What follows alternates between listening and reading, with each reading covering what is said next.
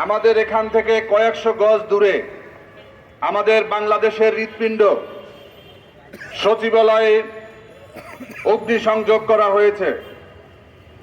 আমাদের স্বরাষ্ট্র উপদেষ্টা বক্তব্য দিয়েছেন, তিনি বলেছেন যে কমিটি করা হবে, কমিটি বলবে। আমি ধন্যবাদ জানাই, ফায়ার সার্ভিসের এক কর্মকর্তা বলেছেন যে এটা পরিকল্পিত এবং এটা নাশকতা, এটা কোনো দুর্ঘটনা নয়, পরিষ্কার দিনের আলোর মতো। এজন্য কোনো অভিজ্ঞ সম্পন্ন হতে হবে না, এজন্য কোনো বিশেষজ্ঞ হতে হবে না। এই সচিবালয়ে অগ্নিসংযোগ করা হয়েছে ভারতের ইশারায়, আওয়ামী প্রোপাগান্ডা হিসাবে এটা করা হয়েছে।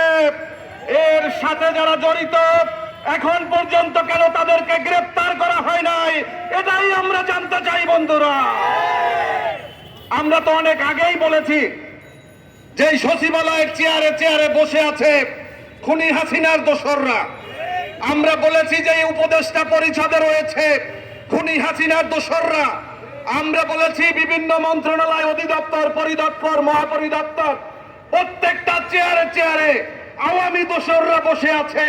আজকে তারা পরিকল্পিতভাবে খুনি হাসিনার কাগজপত্র আদালত দাখিল করার কথা বলার সাথে সাথে আপনারা দেখেছেন অগ্নিসংযোগ করে সমস্ত ফাইলপত্রকে পুড়িয়ে দিয়েছে।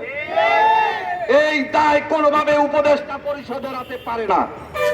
কারণ এখন পর্যন্ত কেন আওয়ামী ফ্যাসিবাদের দোসরদেরকে অপসারণ করা হলো না? আজকে কেন তাদেরকে পদোন্নতি দেওয়া হলো? আমরা বারবার নাম বলেছি, আর নাম বলতে চাই না।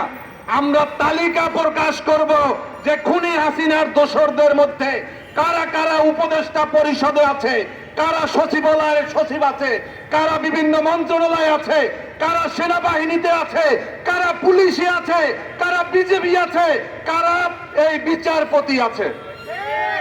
আপনারা দেখেছেন বিচারপতিদের মধ্যে বলেছিল যে আমরা শপথবদ্ধ রাজনীতিবিদ, আমাদের করণীয় হচ্ছে খুনি হাসিনার সমস্ত কার্যক্রমকে বাস্তবায়ন করা। এটা আমি বলে দিলাম। কারণ তারা যদি শপথবদ্ধ রাজনীতিক হয়, একজন বিচারপতি, সেই 23 জন বিচারপতির একজনকে এখন পর্যন্ত আমরা দেখেছি তাদেরকে অপসারণ নয়, ছুটিতে পাঠানো হয়েছে। আরে ভাই, ছুটিতে পাঠিয়ে হচ্ছেন, আবার তারা কবে আসবে? তাদেরকে সরাসরি অপসারণ করতে হবে।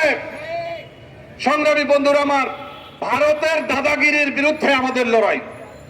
আমাদের জাতীয় ঐক্য হতে হবে। যারা ভারতীয় আগ্রাসনের বিরুদ্ধে, তাদেরকে নিয়ে জাতীয় ঐক্য হতে হবে। কোন ক্ষমতার ঐক্যের জন্য আমরা রাজপথে ঘুরি না।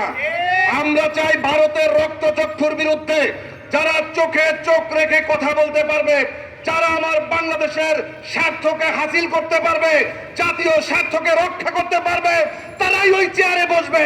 তা না হলে কাউকে আমরা চেয়ারে থাকতে দেব না, ইনশাআল্লাহ। বিগত 5 তারিখে অনেকে বলে হাসিনার পতন হয়েছে। আমি বলি যে শুধুমাত্র হাসিনার পতন হয় নাই, ভারতের পতন হয়েছে, খুনি মোদির পতন হয়েছে, আওয়ামী পেতাত্তাদের পতন হয়েছে, রয়ের পতন হয়েছে, আওয়ামী পুলিশ লীগের পতন হয়েছে, আওয়ামী দালালদের পতন হয়েছে।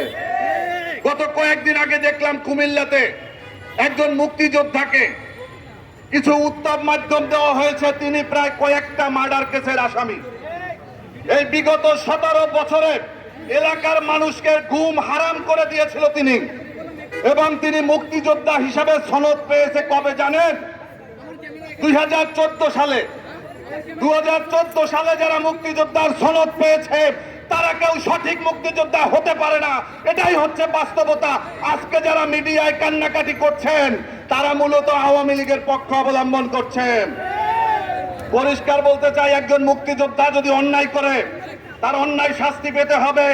এত মামুন কোথাও লেখা নাই যে একজন মুক্তিযোদ্ধা খুনের সাথে জড়িত থাকবে, অন্যায়ের সাথে জড়িত থাকবে, মানুষ হত্যায় জড়িত থাকবে, মানুষের বাড়িঘরে অগ্নিসংযোগ করবে, আর তাকে কিছু বলা হবে না। মুক্তিযোদ্ধারা আইনের ঊর্ধ্বে হতে পারে না। সংগ্রামী বন্ধুরা, আমরা মিছিল করব। আমাদের মিছিলের উদ্দেশ্য কি? আমরা ভারতীয় প্রোডাক্ট বর্জন করব।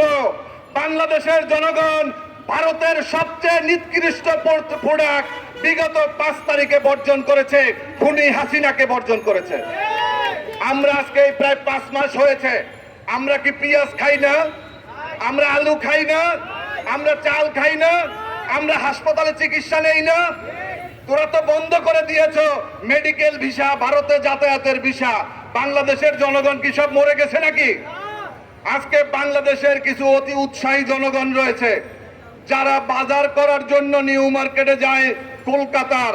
তাদেরকে বলতে চাই, এই হচ্ছে তোমাদের দেশপ্রেম। আমার দেশের নিউ মার্কেটে যাও, ওখানের যে ভালো ভালো জিনিস আমাদের নিউ মার্কেটে আছে। আমার দেশের পণ্য, বাংলাদেশের যেই সমস্ত মিল কল কারখানাতে আজকে যেই সমস্ত পণ্য উৎপাদন হচ্ছে, সেই পণ্য ব্যবহারের জন্য চিন্তা করো, যেমন ভারতীয়রা তাদের নিজেদের পণ্য ব্যবহার করে। এটাই হচ্ছে দেশপ্রেম। আমরা দেখেছি 1972 থেকে 74 পর্যন্ত শেখ মুজিবের সময় পাটের গুদামে যারা আগুন দিয়েছিল তারাই আজকে সচিবালয়ে আগুন দিয়েছে। আজকে নতুন করে খোঁজার কিছু নাই। অনেকে বলে যে ভাই প্রেস ক্লাবের সামনে কয়েকশো লোক নিয়ে আপনারা দাঁড়ান, আপনারা চিল্লাচিল্লি করেন, এতে কি হয়? আপনি শুনবেন কি হয়। কয়েকদিন আগে ভারতের পররাষ্ট্র উপদেষ্টা বিক্রম মিস্ত্রি এসেছিলেন বাংলাদেশে। তিনি স্বরাষ্ট্র মন্ত্রী উপদেষ্টার সাথে বৈঠক করেছেন, পররাষ্ট্র উপদেষ্টা সচিবদের সাথে বৈঠক করেছেন। বৈঠক করার পরে আমাদের অন্তর্বর্তীকালীন সরকারের পক্ষ থেকে বলা হয়েছিল যে আমরা পিলখানার হত্যাকাণ্ড নিয়ে কোনো কমিশন গঠন করব না। বলেছিল, আপনাদের মনে আছে? আমরা এই তারেক রহমান গণ অধিকার পরিষদ, লেবার পার্টি সহ আমরা রাজপথে কর্মসূচির পর কর্মসূচি দিয়েছি। আমরা বলেছিলাম যে এই পিলখানা হত্যাকাণ্ডের সাথে সরাসরি ভাবে ভারত জড়িত, আওয়ামী লীগ জড়িত, আওয়ামী লীগের নেত্রী হাসিনা জড়িত, আওয়ামী লীগের নেতা সেই তাপর জড়িত, নানক জড়িত। আজকে তাদেরকে বিচার করতে হবে। বন্ধুরা, আমি ধন্যবাদ জানাই যে সর্বশেষ আমাদের এই আন্দোলনের ফসল হিসাবে আজকে সেই পিলখানা হত্যাকাণ্ড নিয়ে সেখানে নতুন করে কমিশন গঠন করতে সরকার বাধ্য হয়েছে এবং সেই পিলখানা হত্যাকাণ্ড নিয়ে কমিশনের প্রধান করা হয়েছে। 1996 সালে এই খুনি হাসিনা যখন ক্ষমতায় ছিল, তখন পদুয়া বড়ইবাড়িতে রাতের আধারে যেই সমস্ত বিএসএফ এর গুন্ডারা, সন্ত্রাসীরা বাংলাদেশের সীমান্তে ঢুকে বাংলাদেশের সার্বভৌমত্বকে দখল করার জন্য চেষ্টা করেছিল, পায়তারা করেছিল, সেদিন আমার এই বিডিআর এর জওয়ানরা এই ফজলুর রহমানের নেতৃত্বে তারা সেদিন প্রতিরোধ গড়ে তুলেছিল। কয়েকশো বিএসএফ কে গুলি করে পানির সাথে ঘাসের সাথে মিশিয়ে দিয়েছিল। বন্ধুরা, আজকে সেই মেজর জেনারেল ফজলুর রহমান সাহেবকে আজকে এই কমিশনের প্রধান করা হয়েছে। আমরা বিশ্বাস করি মিস্টার ফজলুর রহমান, আপনি কোনো রক্তচক্ষুকে ভয় পাবেন না, আপনি কোনো ভারতের দাদাবাবুদের মুখের দিকে তাকিয়ে কথা বলবেন না, আপনি বাংলাদেশে কোনো ভারতের দালালদের মুখের দিকে তাকাবেন না। আপনি যেভাবে এই কমিশনের চেয়ারম্যান হওয়ার আগে প্রত্যেকটা বক্তব্যে, টকশোতে, আলোচনা সভায় বলেছেন এই হত্যার সাথে ভারত জড়িত, এই হত্যার সাথে আওয়ামী লীগ জড়িত, এই হত্যার সাথে হাসিনা জড়িত। আজকে আপনার তদন্তেও আমরা সঠিক বিষয়টি আমরা উপস্থাপিত হবে এই প্রত্যাশা করে আমি আমার বক্তব্য এখানে শেষ করব।